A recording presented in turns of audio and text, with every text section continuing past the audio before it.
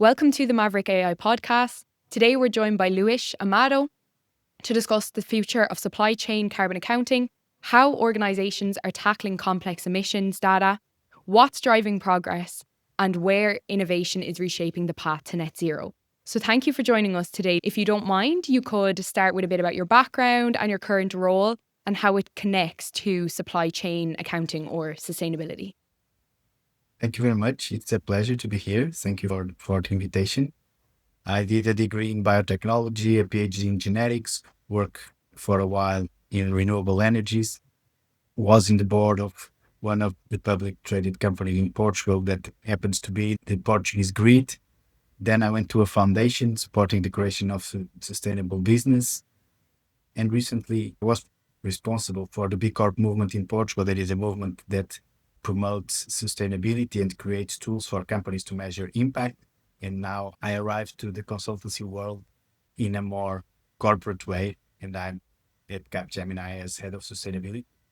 But in fact, what I'm going to say does not relate to any views about Capgemini. It's my own views, so please bear that in mind all the time.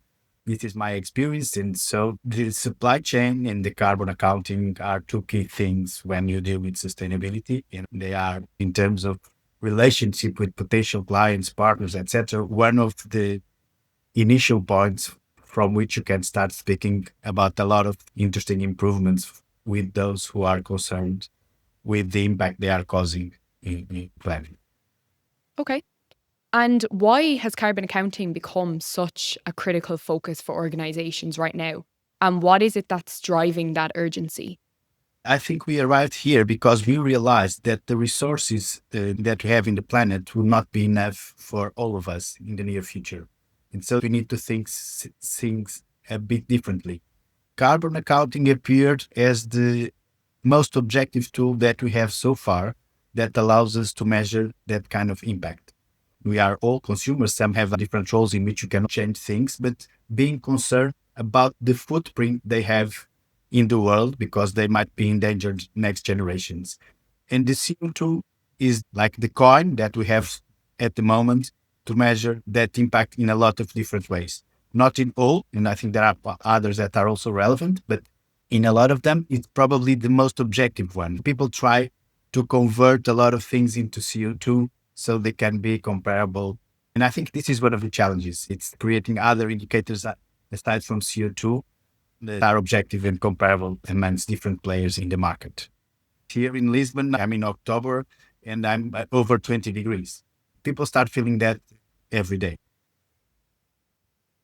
And data quality and transparency are often cited as major barriers. What makes accurate supply chain carbon accounting so challenging in practice? Like I was saying before, we need to come up with a common language. So the CO2 is like the common coin, but the way we are measuring is not really well defined. And the way we gather data and the way companies are managed are different. They depend in different systems. They measure things slightly different. And then when they try to pass the information to each other in a clear way, it's not always easy. Sometimes not even easy within the companies to measure the different areas of the company in a systematic way that is comparable because there are different systems, one for accounting, one for HR, one for procurement. So the big challenge is to create a structure of data that is good enough to allow us to retrieve the information in the way we can be efficient in communicating with the different stakeholders that are going to be involved. And that's where transparency comes in. In an ideal world, I should be able to have a system in which I will allow my partners to log in and see what they would like to see and use that because, okay, I'm buying this from you, so I should bear in mind that you produce this way. Do you think the field is held back more by technology limitations or by a lack of collaboration across supply chains? For me, it's about collaboration because we usually say when there is a will, there is a way. And I firmly believe in that. I think interesting steps are being taken, but technology is there. And like every area, technology can be an enabler or an anti-enabler. It depends. There are companies nowadays that have what they call the open book policy, in which everyone knows what's happening in the company. And if they want to allow outside people to have that view, this would be accessible. So it's not that technology issue. Sometimes it is, like we were speaking before, in terms of not having the systems that speak with each other. But if there is a will, that can be changed. Of course, sometimes it has costs of time, money, new technologies, but there are a lot of companies doing a lot of steps and much more advanced than others. That shows that if there is the will, it will be possible to do things much faster and have the relevant systems in place that would allow, let's call it, better accounting ways to share with the others. And how can companies balance the financial and operational realities of decarbonisation with growing pressure to report and act on supply chain emissions? That is a quite common question I got asked because it looks like there is the short term and the long term, and people would tend to think these things about sustainability are aside things that cost and are only compliance. And so I think that the big challenge is companies to understand that the carbon accounting is part of their business. It should be embedded in their daily business. Otherwise, they won't be able to sell for a long time because they will be asked for a lot of things that will not be able to answer. And therefore, they will be blocked for at least certain markets, if not all. So the approach has to be, this is something that is going to create new opportunities, open new markets, and create competitive advantage. The other things during the lifetime of my company to adjust to digitization, to internationalization, whatever. This is something I need to use in favor of my company to be more competitive and not something that is a burden. I think that is the big challenge because no one today says, I don't care about sustainability. The difference is how I use that in my business. Do I use it within my business and try to embed every decision I do, knowing that if I send a lot of emails, I'm creating an extra footprint of carbon? Or I just do it every day, and then I at 2 months away from the end of the year, I have to do a carbon reporting because I need to insert that in my report. I was a bit extreme in the examples, but this is what we see nowadays in terms of the approach that companies have to these challenges. Are you seeing examples where companies have made genuine progress in measuring and reducing supply chain emissions? And if so, what were the key enablers for these companies? Sure. I think that there are plenty of them. And carbon accounting is a way of measuring lots of different impacts in the environment, from the plastics in the ocean, from the emissions in the fleets to all those things. One example of how people pay attention to that, in terms of the service companies like the one I'm involved now, when we are asked for a bid, a lot of companies already send us a Q&A with a lot of questions asking what is your footprint, what is your supply policy in terms of the footprint, are you going to deliver the service remotely, or what is the travel that you usually use, a lot of things. And this is a sign that this is a concern and is going to be passed by the different players in the supply chain. Other examples, Portugal is a country where shoes are an interesting business. One of the companies that recently was, let's call it refreshed in Portugal, was bought by someone that was in a very good business school. And he decided that my differentiation factor is going to tell everyone that these shoes are done with all the suppliers that located less than 30 kilometers away from the company. And this is the selling statement that is using to differentiate from rivalry. So it's interesting because if you say 10, 20 years ago, nobody would care about this. And he's being successful because we have people caring about this now.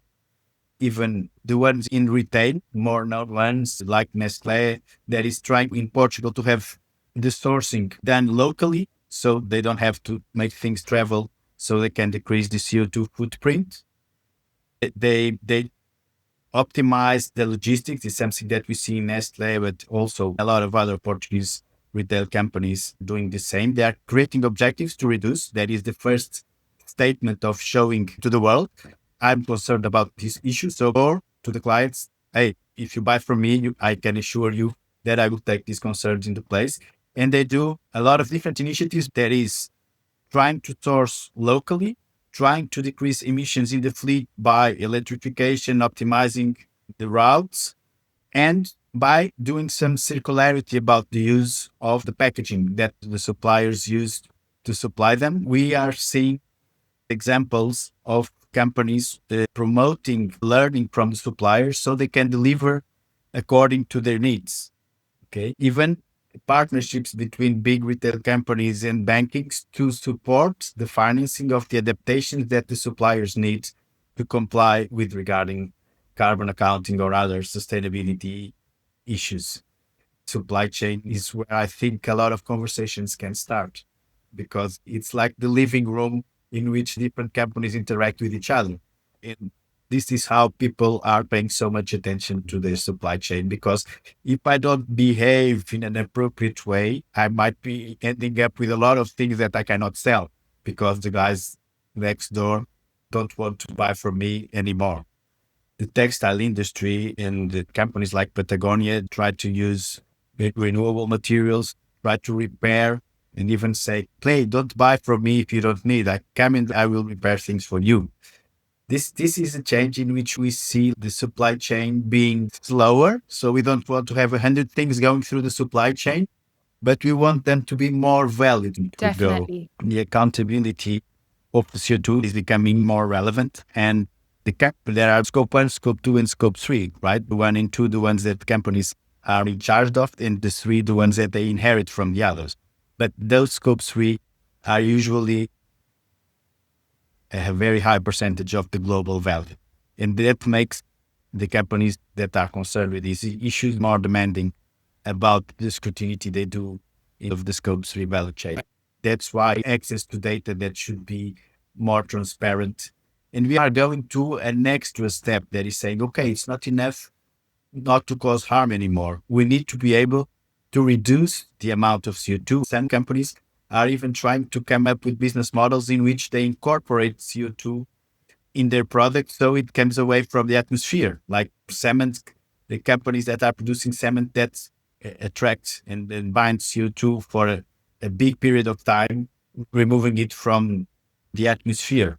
We have a lot of tools now that help us. We have the blockchain technology that allows us to track things. We have IoT that allows us to make things speak with each other and know exactly where they are. And they can sign, hey, I'm here, hey, I'm there, I'm just moving. Everything will be more efficient in terms of the carbon footprint. And we are even able to mimic the decisions using digital twins and being able to look for information more efficiently using AI. And so all these are trends we are seeing that are being used to improve the footprint of the different processes that companies are involved in.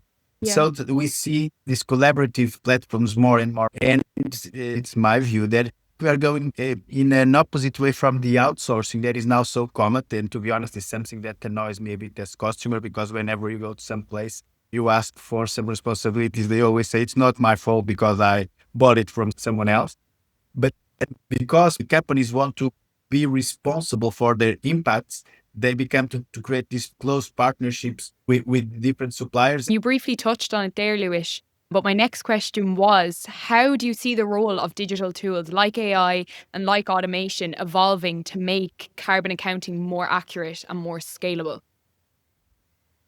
I see them as key, like in everything we're doing nowadays. Me and you, probably in our daily life, we're changing things due to AI and all the new technologies. If we don't, we'll lag behind. And the same thing is going to happen regarding the CO2. I think they are like the two promises of the team because the CO2 accounting, the sustainability are hot topics as these technologies are. So they will go together hand in hand. And I think they will have a strong role because they will allow us to track a lot of information and to be able to digest that information. See transparency to become bigger and bigger, maybe not by the best reason, but because they cannot avoid it. There are powerful tools that can look for information so efficiently into so many different places that it's going to be difficult to hide something. I heard a couple of years ago that we were entering the era of transparency, and I do feel that because me and you are here, but if one of my kids doesn't take us a picture and post it in social media, suddenly all people might know that we are having this conversation. And this is true for a lot of things. And so I think that there are developments that are going to be tailored to support these challenges of the carbon accounting. since it's a process that we need to dissect different things in small pieces and give them a value for the carbon accounting. These processing tools are very powerful in terms of identifying where things came from, what is the amount of CO2 that I should allocate to different species, and then create the value, the global value based on this. Will become more efficient if we have those tools. Technologies are quite relevant, but I think one of the challenges that you're going to have to deal efficiently is how those tools and systems speak with each other. It is to have some standardization that would allow us to speak the same languages. That would be interesting in terms of using the technology in a more efficient way. Because if you start developing technology divergently, maybe we create a lot of noise that is not going to help in being more efficient. If you could give one piece of advice to sustainability or procurement leaders just starting their carbon accounting journey, what would that be? I think this is very interesting and challenging, but also frightening. So my piece of advice is try to start small and in an objective way, because it could be overwhelming. So try to identify what is relevant for your company, for your processes, and don't be blind by the technology, because technology will tell that it can measure everything. And then maybe you end up measuring 20 things and not the one that is more relevant for you. So don't allow the tech guys, I'm speaking against myself a bit, taking into account the role I'm in now, but I try to have this approach as well, is try to analyze, to speak with the different stakeholders, to understand what you can learn from them, what would you need from them, how that be achievable, if they can deliver to you or not, how would they support you, what do they have already in place that might help you, and build your things according to your need and the possibilities that you have. Of course, there are very powerful technologies, but to be able to implement that, you need to be able to convince an whole ecosystem. And very frequently, that is not the case. So step by step, learning what you can do is important for you, because every project, if we can measure step by step, it's easy for us because we feel more rewarded. We can show the others. We can probably get more support to go to the next step. Otherwise, I think a challenge that people should bear in mind is that the area sometimes is regarded as not very tangible. So try to create tangible measurements from the beginning. Okay, I need to identify this. I need this and that. And go step by step. Always bear in mind that, for example, procurement can be a very strong driver for different things in company, for changing cultures in company, for the image of the company. The way procurement behaves towards the other stakeholders can be a very powerful tool for the company to present themselves to the stakeholders with the choices or demands they are creating. When I do my procurement decisions, if I decide to buy from someone with certain concerns, I'm making a very strong statement. And that statement is more and more valued. So also bear in mind that those things should be stated up front and aligned with those initial baby steps that you want to create, because otherwise you're speaking two different languages and it's difficult for the others to understand exactly what you are. So in a sentence, try to set the goals according to your purpose, what is the way you want to be seen, and identify what are the key things that you need to measure to be able to see if you are acting according to those statements. The last question then, Luis. What are you most optimistic about when it comes to the future of supply chain carbon accounting? I did a presentation in which I presented a coffin with an X on it, and the coffin was the scope 3. Because my view for the future is that we don't have to speak about scope 3 anymore, because the scope 3 comes to the table as a way of different players pressing the others to measure things that they are delivering them. In fact, if everyone measures very accurately scope 1 and scope 2, if we use scope 3, will be double accounting. So I hope in the future we only have to measure scope 1 and scope 2 and then tell the others what is my scope 1 and scope 2. And the others would use the slice that they think they should use for them. This is my optimistic view for the future. uh, together with the fact that we might have a couple of indicators that can be regarded by everyone as like the ID card for a sustainable or non-sustainable company. My view is that we are in very early stages of these challenges. And like now in finance terms, we have a certain number of indicators that everybody thinks are okay to measure certain positions, criteria, whatever. We'll have the same in terms of sustainability. I don't know. I don't dare to say in how many years, but in a certain period of time when we are more mature, we could be having a conversation about, oh, this company is more sustainable than this one because these three indicators are much better than the same three in the other company. This is the evolution I expect to happen. Okay. Thanks so much, Luis. You have a really interesting perspective on the topic, so it was great to hear from you.